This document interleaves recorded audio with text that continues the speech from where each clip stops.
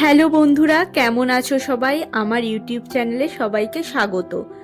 আজকে সানডে, দুপুরবেলা ভেবেছিলাম, সকাল থেকেই ভেবেছিলাম মোটামুটি যে একটা ভ্লগ করব, কিন্তু সারাদিন এটা সেটা করে আর হয়ে ওঠেনি।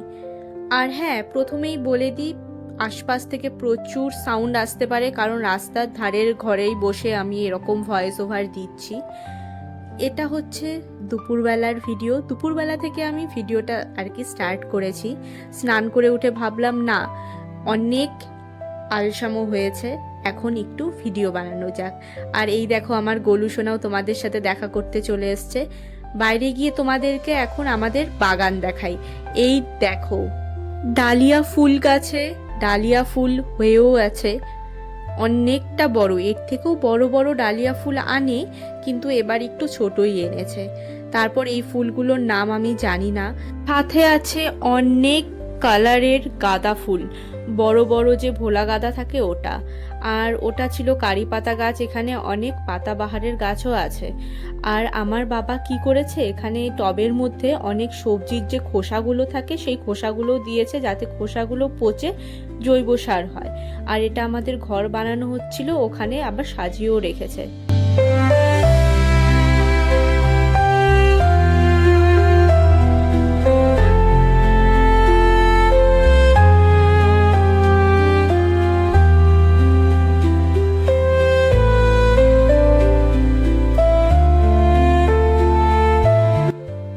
আর জানো, আজকে রাত্রে একটা বিয়ে বাড়ির নিমন্ত্রণ আছে, তার থেকে একটু আগে থেকেই প্রস্তুতিটা করে নিচ্ছি। হ্যাঁ, এখনই ভেবো না যে মেকআপ করতে বসে যাব, এত সময়ও আমার লাগে না, কিন্তু চুলটাকে স্ট্রেট করতে হবে, একটু ওয়েভি টাইপের হয়ে আছে। আমার কাছে স্ট্রেটনার আছে ঠিকই, কিন্তু আমার সবসময় স্ট্রেটনার ইউজ করতে একদম ভালো লাগে না। সমস্ত কিছুর সাথে ছেড়খানি করলেও চুল নিয়ে ড্রামা করা আমার একদম পছন্দ হয় না। তাই যখনই আমার চুল স্ট্রেট করতে হয়, তখনই আমি এই 1 ইঞ্চি পরপর রাবার ব্যান্ড লাগিয়ে নিই। ভেজা চুলে রাবার ব্যান্ড লাগাই, মানে আধা ভেজা চুলে রাবার ব্যান্ড লাগাই, তাহলে ওটা আস্তে আস্তে স্ট্রেট হয়ে যায়।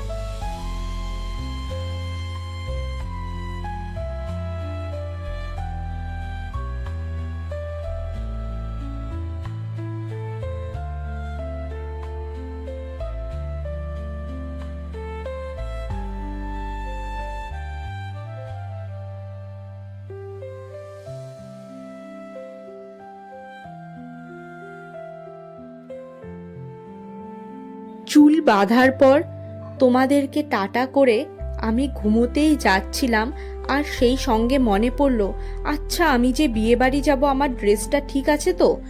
এই ড্রেসটা আজকেই মিশো থেকে এসছিল, তাই ভাবলাম আমি এই ড্রেসটাই পরি। আসলে মেয়ে তো, কারণ সামনে যেই নতুন ড্রেস দেখবো সেই ড্রেসই সঙ্গে সঙ্গে পরে ফেলতে ইচ্ছে করে। আর এই ড্রেসটা পরার জন্য কোমরের সাইডটা একটু ফিটিংসের দরকার ছিল, বাকি সমস্ত কিছু ঠিকই আছে। তাই আবার ঘুমোনো বাদ দিয়ে শুরু হয়ে গেল আমার সেলাই করা।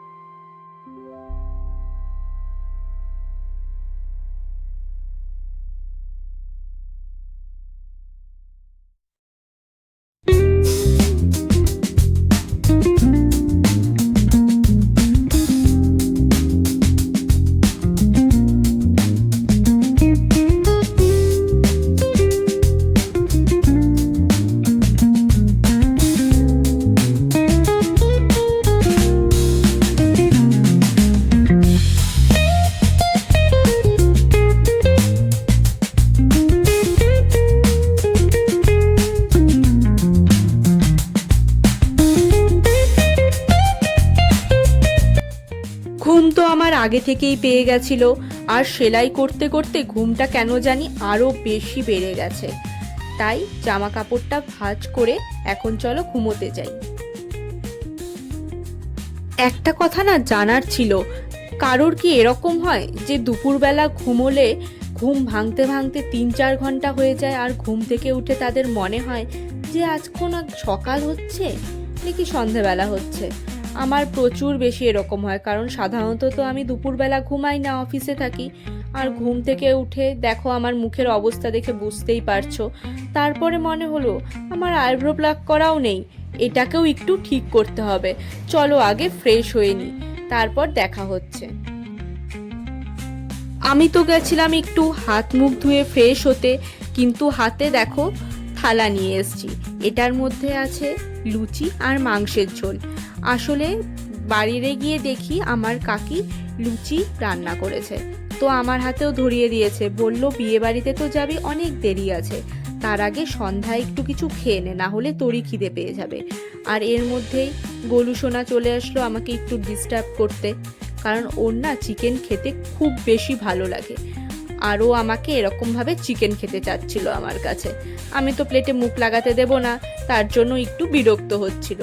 বিরক্ত হতে হতে তারপর নিজে বাধ্য হয়ে বসেই পড়লো যে কতক্ষণে মেয়েটার খাওয়া হবে, তারপরে ওকে দেওয়া হবে।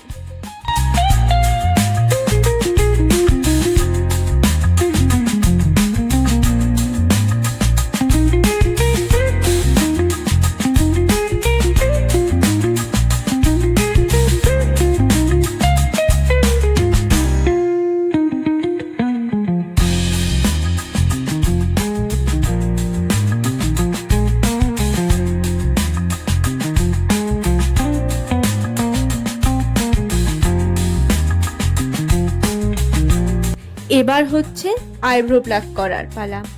হ্যাঁ, আমি সুতো দিয়েও আইব্রো প্লাক করতে পারি, কিন্তু আমার স্কিন এতটা বেশি সেনসিটিভ, আমি যদি এখন সুতো দিয়ে আইব্রো প্লাক করতে যাই তাহলে পুরো রেডনেস হয়ে যাবে, আমি যেটা একদম চাই না। তাই ভাবলাম ব্লেড দিয়েই করি। অনেক দিন পর ব্লেড দিয়ে আইব্রো প্লাক করব, ভগবান করুক যাতে কেটে ঠেটে না যায়, তাহলে আর দিনটাই মাটি হয়ে যাবে।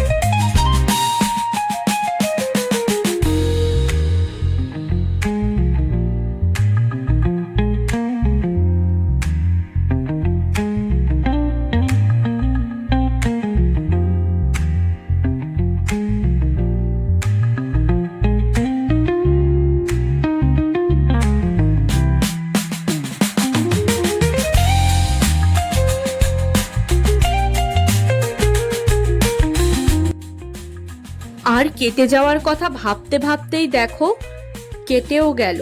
হালকা অতটা বোঝা যাচ্ছে না, এই দেখো রক্ত বেরোচ্ছে। কিছু করার নেই, ওপর দিয়ে বোরোলিন লাগিয়ে নিই, বেশি তো কাটেনি, তাই খুব একটা বোঝা যাবে না।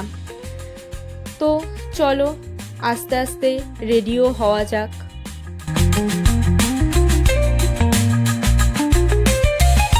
আমার এত বেশি মাইন্ড চেঞ্জ হয় না। এই যে দেখো, একটু আগেই দেখলে যে আমি একটা চুড়িদার সেলাই করছিলাম যাতে আমি ওটা পরে বিয়ে বাড়ি যেতে পারি, কিন্তু ঘুম থেকে উঠে আবার মাইন্ড চেঞ্জ হয়ে গেছে, আমি ভাবলাম এই লং স্কার্টটা পরে যাব।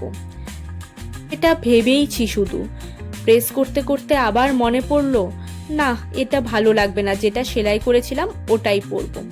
তারপর চুলের রাবার ব্যান্ডগুলো খোলার পরেও দেখলাম যে একদম ভালো মতো স্ট্রেট তো হয়নি, তাই এরকম করে খোপা বেঁধে রাখছি, যতটুকু আছে এখন স্ট্রেট হয়েই যাবে।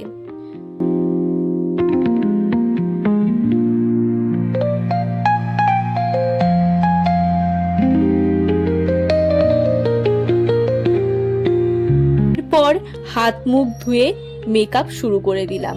মেকআপের মধ্যে খুব বেশি কিছু করব না, এই ল্যাকমি সিসির ফাউন্ডেশনটা লাগাবো, আর হচ্ছে আইলাইনার, একটু পাউডার, লিপস্টিক, এতটুকুই লাগাবো। খুব বেশি একটা সাজতে পছন্দ করিও না। আর মুখটা দেখো কিরকম সাদা সাদা লাগছে, চিন্তা নেই, এটাও সেট হয়ে যাবে। যখন আমি এই স্পঞ্জটা ভিজিয়ে ওপর দিয়ে ড্যাব ড্যাব করে দেব, অটোমেটিক সেট হয়ে যাবে।